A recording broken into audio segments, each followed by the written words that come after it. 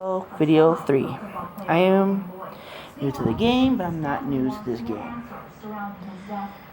Gaming is an experience for me. It has been one that is very honorable and one of those experiences that really took a toll on my life where people did not understand what was about to happen.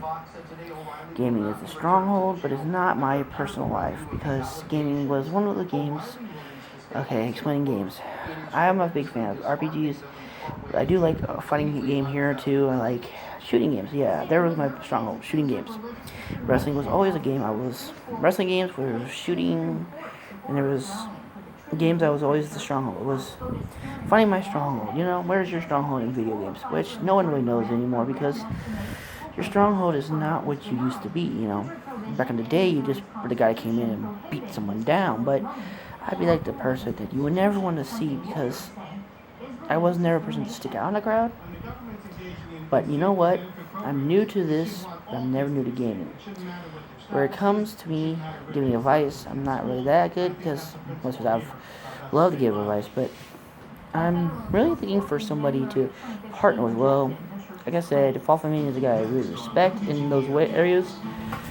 But there's some other people I'm kind of nervous about because, like Death Battle, they do protect the protagonist role. They seem to be able to put that role. I mean, they're not really gaming, but they do take those characters and put them into the perspective we've always wanted to see them in.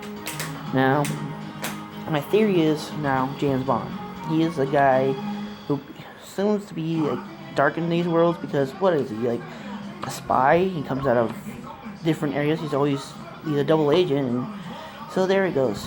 Me talking about games, which is kind of almost hard for me because there's not a game I played that I didn't like. I mean, when I see people like Angry Game Nerd who really puts an interest on it that even I could understand, and I'm the person that can play a bad game and make it look good. Like, I love that like anger and aggression, that like feeling you get when you first come into a game.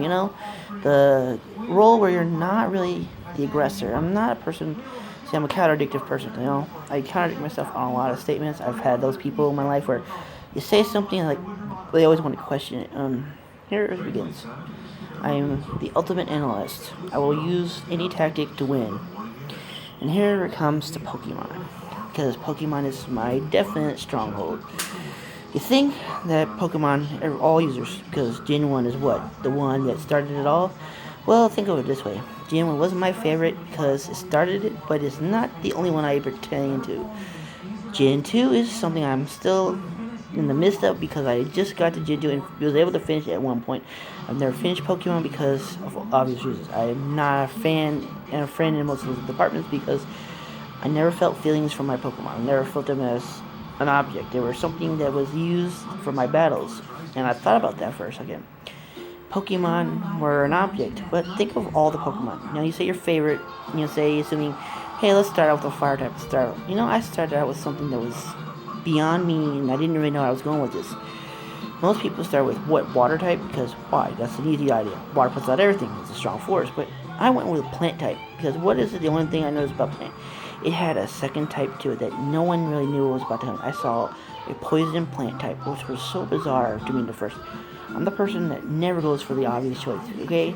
You think I would have gone for Charizard? Yeah, I did try Charizard because I'm a trial and error person. You know what I did? I was a smart person in these type of areas. Thinking about where you can come back to the game and don't just start with the first choice, I didn't play the game full. I got to the point where I got to about Rebellion City. I had pretty much a good team, I thought. But people kept poking me at Pokemon. Well, there's the joke, poking you, making you become a trainer, an aggressive status trainer, which many people push me to that limit to become the Pokemon master, but let's face it, I'm not a Pokemon master. I'm a Pokemon trainer by heart. I'll always be a fan of Pokemon. I love the shows, but what's something weird to me? The Johto experience. There's nothing more than it.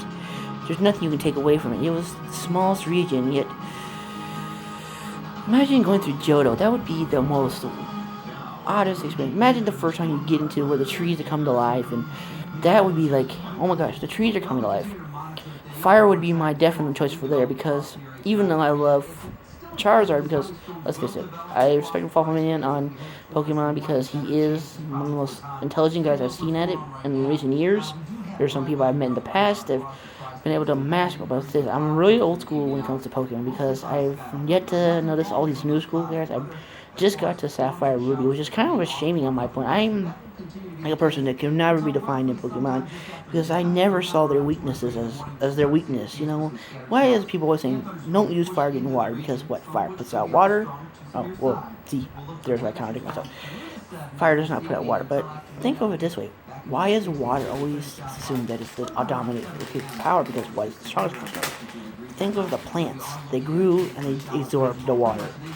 Now, thinking this right now, my second Pokemon choice, you assume it would be Pidgey because he's the most common Pokemon. Well, you know, I like the Fossil Moon's idea there because most people on that go with Rattata because, no, don't do that.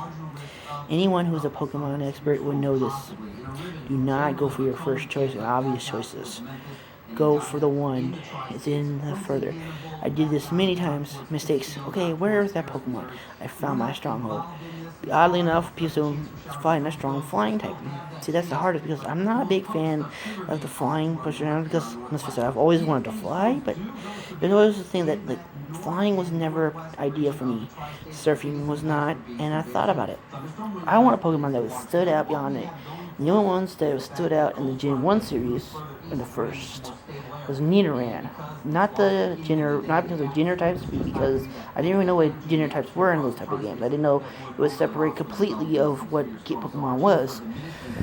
So the new idea is me entering the Pokemon world because that was a world that I really admired on so many levels. It was where you could be yourself, a trainer that was never, I was always a trainer that you see on the mountain, like, what is he there for, you know? And here I come. I'm talking about Pokemon because that is this experience that I've yet to be able to overcome. I've never conquered Pokemon, but I'm pretty badass at Pokemon right now.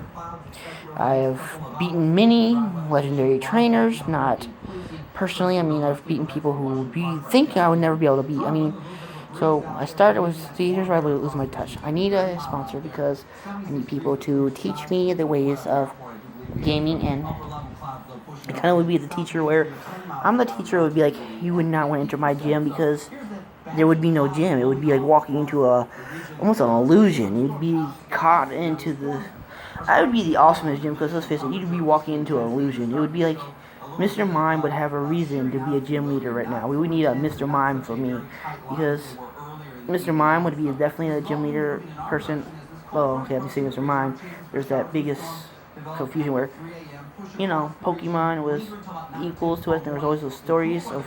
I've been following the Pokemon stories. I'm really trying to get on the new cats because new stories, new persons. But I'm really hard on that subject because I'll always be a Gen 1 fan, truly in my heart. But I've never been afraid to go into a new norm.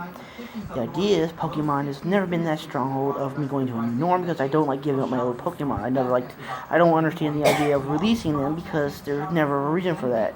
I mean, that was in the show where Ash became a stronger trainer. I was never a stronghold of releasing Pokemon.